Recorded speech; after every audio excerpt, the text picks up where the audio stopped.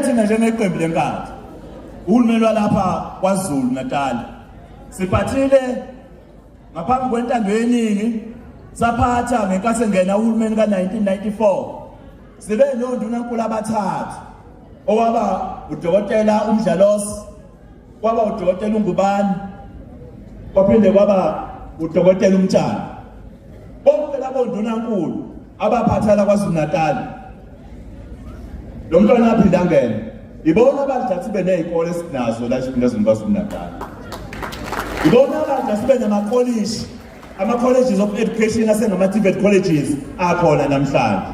Ibona abasungula amanyuvesi njengoba nazi ukuthi nane-nyuvesi lapha eThekwini eMlazi iMangosi University of Technology eyasungula umntwana aphinda ngene ngoba uhulumeni wenkatha wawuqikelela ukuthi abantu bawubona umehluko endaweni. Uhulumeni wenkatha wawuqikelela ukuthi masunikeza ithuba abantu bawathola amathuba omsebenzi. Sasingenabo abantu abaningi kangaka abasha abahlezi emakhaya bangasebenzi. Sasingenabo abantu abaningi kangaka abahlezi emakhaya bengenako ukudla bazokudla. Ucwaningo bakwethu lukhomba ukuthi ngonyaka 2025 uma ngabangabikho ushintsho, ungabangabikho uguquko kwezomnotho la eNingizimu Afrika nalesifundazweni, abantu abawu-half, more than 50% wabantu abaphila la bobevuka ekuseni bengenayo into abazoyifaka ebhodweni ukuze bakwazi ukubadla. Manje bakwethu sosiyekela kuze kube nini leso sikhathi sibukela. Yingani singasukumi singevoti lethu sifake uhulumeni ozobuyisa ithemba, sifake uhulumeni ozoshintsha inkinga esibhekene nazo, sifake uhulumeni ozolungisa umonakalo esifundazweni sakithi KwaZulu-Natal. Enye inkinga eniyaziyo esisisekele phansi kakhulu isizwe inkinga yamandla kagesi, i-load shedding. Lokho kulimaze kakhulu umnotho walelizwe. Njengezakhamizi asixoxelelwa ngalokho. Osomabhizinisi abancane balimele kakhulu ngenxa yale nkinga lena.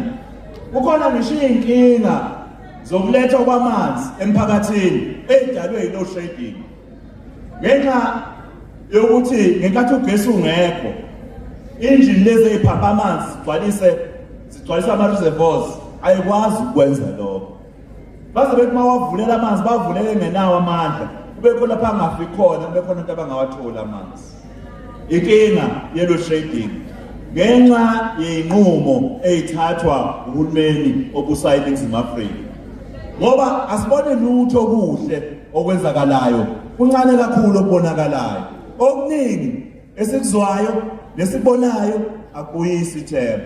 Manje iqembu le-IFP lilapha kini namhlanje lizothi kini abantu abavotele iqembu le-IFP komasipala ngo-2021 sebeqalile manje bayayibona ithemba. Njengoba iqembu le-IFP likunxuse ukuba uma ngabe uwina inkatha mhla ka-29 May kulolu ukhetho lohulumeni bala KwaZulu-Natal besifundazwe, lanxusa ukuthi kube yimina ngizoba undunankulu wesifundazwe la KwaZulu-Natal oyokwazi ukufika kini. Ngoba sengiqalile ngifika ngakabi undunankulu, sengikhombisile ukuthi ngiyofika kini ngizoxazulula inkinga zenu noma sengundunankulu. Ukufika kwami lapha nje uzokhombisa uthando lwami ukuthi lukhulu kangakanani ngabantu baseMoyipofana.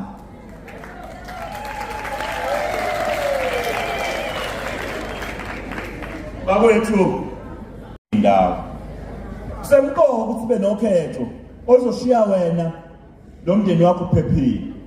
Sibe nokhetho esizohamba sibumbene sonke njengesizwe la KwaZulu-Natal lapha eMoyipofana. Siyakwenza into eyodwa kuphela, siyobeka uhulumeni ozobuyisa ithemba. Siyobeka uhulumeni ozobuyisa ithemba. Siyobeka uhulumeni ozobuyisa ithemba lokuthi abantu abasha nabantu abadala amathuba omsebenzi bazowathola.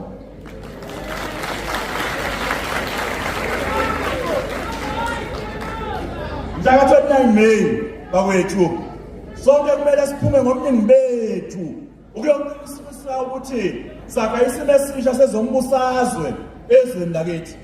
kumele manje singalokho sikhuluma nje ngey'nkinga, kodwa sisebenzise amandla ethu esinawo okunquma ngesasa esifuna ukulibona ezweni lakithi. Asikhulume ngevoti manje bakwethu, asikhulume thina emakethe, asisikhulule thina emakethe okupha sivotela imigomo yeqembu lenkatha eyakhelwe ezisekelweni zobuntu. Asibuyise uqotho nokwethembeka kuhulumeni. Masiphume lapha siyonqenqa bonke abantu emndenini yethu, iy'hlobo zethu esisebenza nabo, esihlala nabo, nakuzo zonke iy'nhlaka esikuzo ukuba sivotele iqembu lenkatha yenkululeko yesizwe mhla ka-29 Meyi. Amandla, amandla, jikelele, jikelele,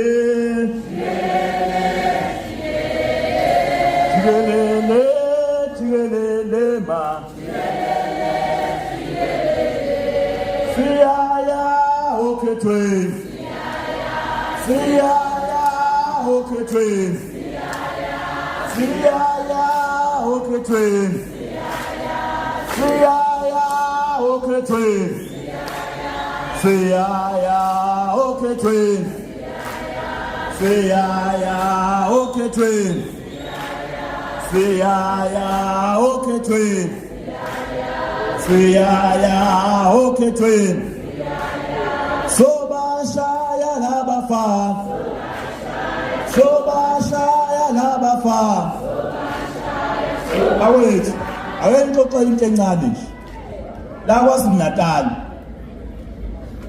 ngo-2019 abantu banyuka isibalo sabantu abavotela inkatha saba yi-official opposition party. Ngo-2021 abantu bavotela inkatha komasipala abayinqwaba la KwaZulu-Natal abephethwe lelinye iqembu. Isizathu siphi? Babebona ukuthi laphethe khona inkatha kunomehluko. Manje-ke nani la eMwempofana votelani inkatha. Ey'nkethweni zokuchibiyela, ey'nkethweni zokuchibiyela la kunama-by-elections khona, niyezwe emsakazweni kusaba ne-by-election ewadeni iphethwe iqembu ka-ANC, abantu balilaqaza phansi bavotela inkatha. Zibuzeni njingani? Ingoba inkatha uma isiphethe iyabasebenzela abantu ngobuqotho.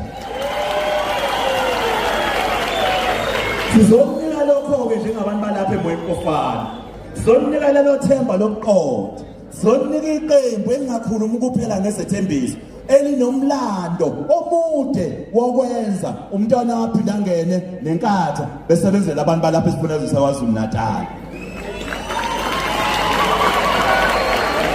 Siyaya, siyaya bo, siyaya, siyaya, siyaya, siyaya bo, siyaya, siyaya, noma besidubula, besibopha, besithuka, noma besidubula, besishaya, besethuka, kubi, kubi, kubi bo, siyaya, siyaya, wena wahlala wathula, silandela inkatha, wahlala wathula, silandela inkatha, wento omusha, wento omdala, wento omusha, wento omdala, wahlala wathula, silandela ishenge, wahlala wathula nje, silandela ishenge. Yey wena, yey wena, yey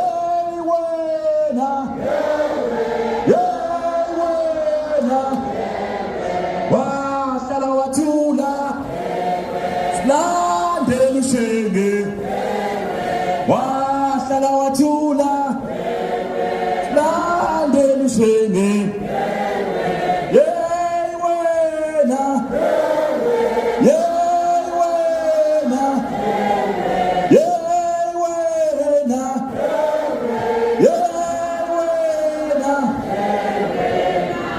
Iya Pinjo Iya Pinjo Iyo kwenza Iyo kwenza Iyo kwenza Ahlanganele mhla 29 ekhungweni zokuvota siyofaka iqembu lenkatha lephathi KwaZulu-Natal. Ashayini izandla, ashayini izandla. Ashayini